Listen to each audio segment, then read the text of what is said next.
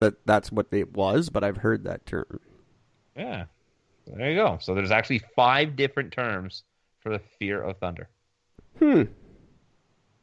It's a silly thing to be afraid of. It's just a noise in the sky. Thunder doesn't do anything. No, it does not. I like it.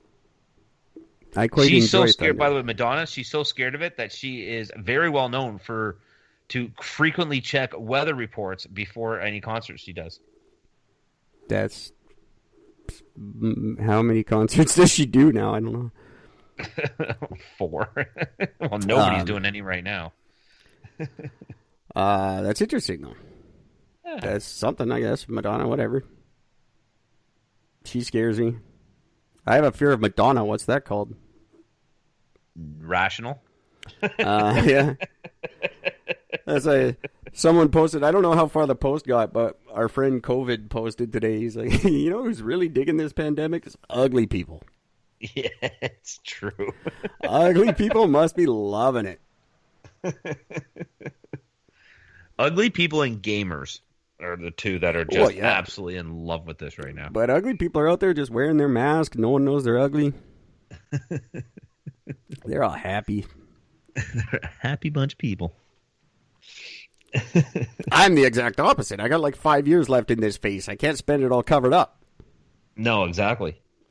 It's like my only endearing quality is my fucking face, and all I have. It's I'm not getting I'm not getting by on my personality ever. So clearly, listen to the show, right? I'm not doing myself any favors by talking. I got to be pretty. It's funny. Here's one that'll make you laugh. So Samuel L. Jackson, when he starred in the Star Wars movie, when he was in the Matrix. Nope, Star Wars movie, not the Matrix. The other one. Sorry. He specifically requested a purple lightsaber for him to be able to play the role of Mace Windu. The reason is because he wanted to be able to find himself on screen in the big fight scenes. That's actually kind of funny.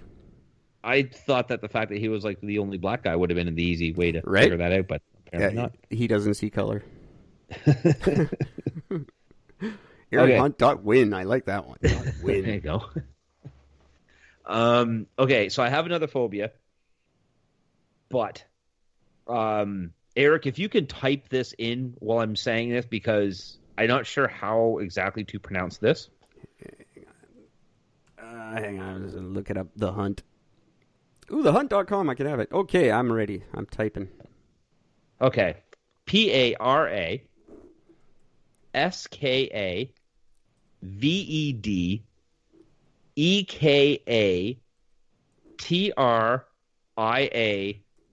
phobia.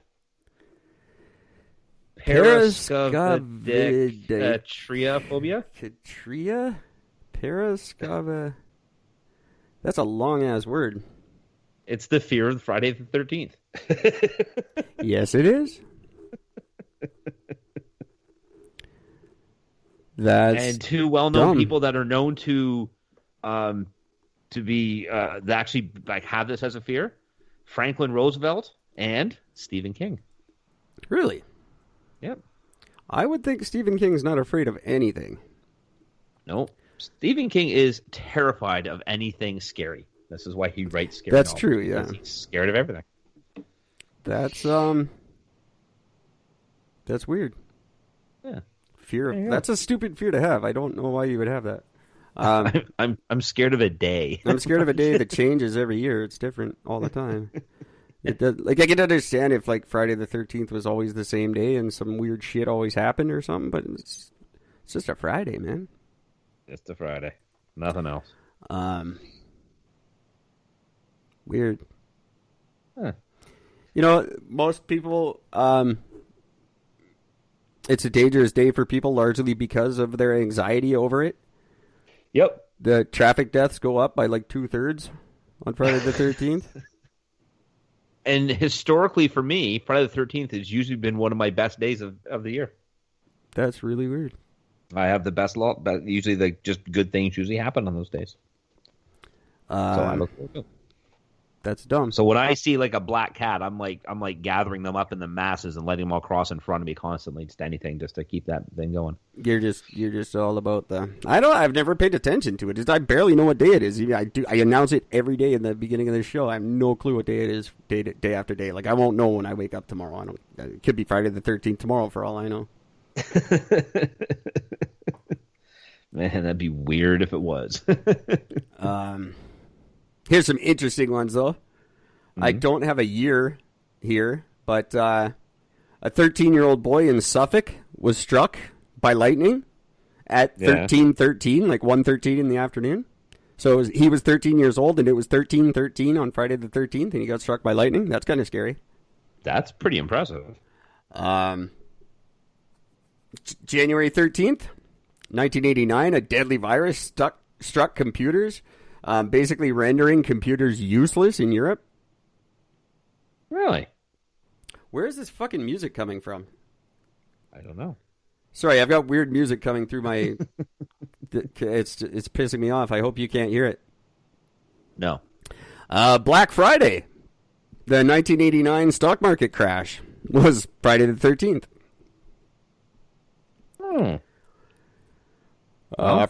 Buckingham Palace was bombed in World War II on Friday the 13th.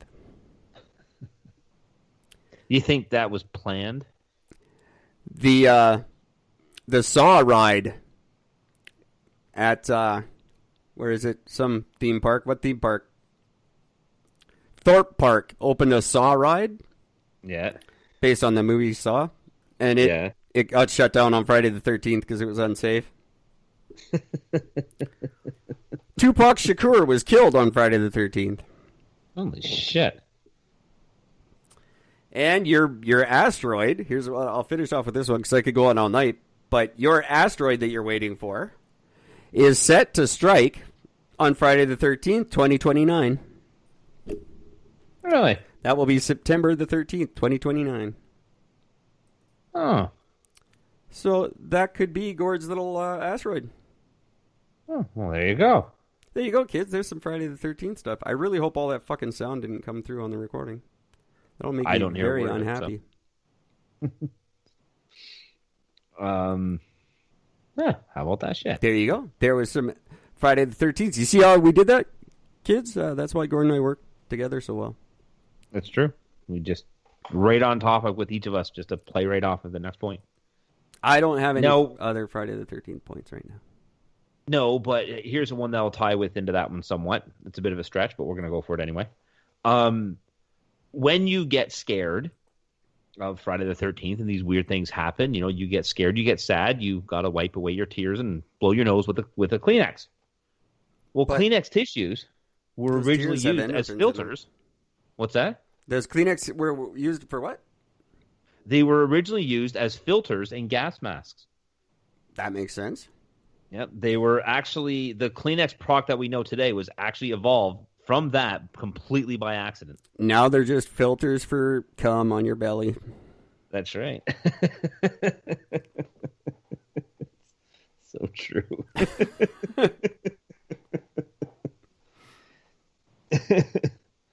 Now, here is something I would love to get a hold of.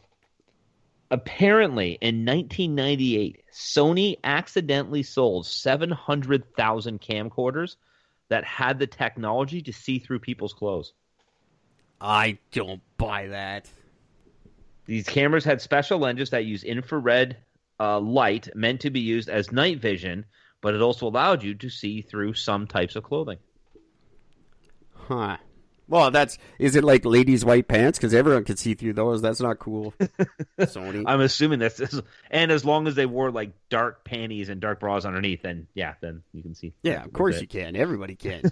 I don't know if women know that, ladies. If this is a big, if this is breaking news for you, everyone can see through your pants. Completely. And that's not news to anybody for the most part. Depending what you look like, we're not complaining. That's terrible. That's so bad. I'm not on board with that at all. I totally am. Do you know what Ronald McDonald's name is in Japan?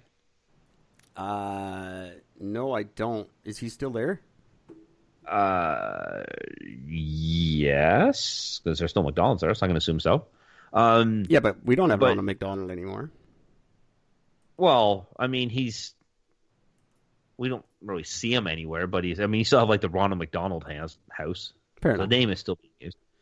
Well, in Japan, he's actually known as Donald McDonald because it's easier for pronunciation in Japanese. That I'm Eric. I'm not Eric. I'm Eric. For that very reason, they're like the Japanese just do that. Like, no, we're not saying that word. You are now this. Yeah, What? you're just gonna be this. I'm not doing this anymore. Is Fukushima still leaking? We don't talk about that. What's funny about that is that when I remember in when I was in like French class, our one French teacher could speak like a whole bunch of different languages. Like she was really, really good with it. She knew I can't remember like 10 different languages. It was very impressive. And so she was going around and people would say, "Hey, what's my name?" And she goes, "And I'll tell you what your name is in different languages." And so she's going around the room, and I mean, every person's name was pronounced differently in another language except for mine. Except for you're just Gord all around the world. I'm just Gord. The only way it's different is if it was like certain accents, it would come up as guard. That's pretty funny. Yeah, in Jamaica, my name is Guard, but it's still Gord. That's pretty funny. Sorry, kids, I just took a little break there because I got an update here.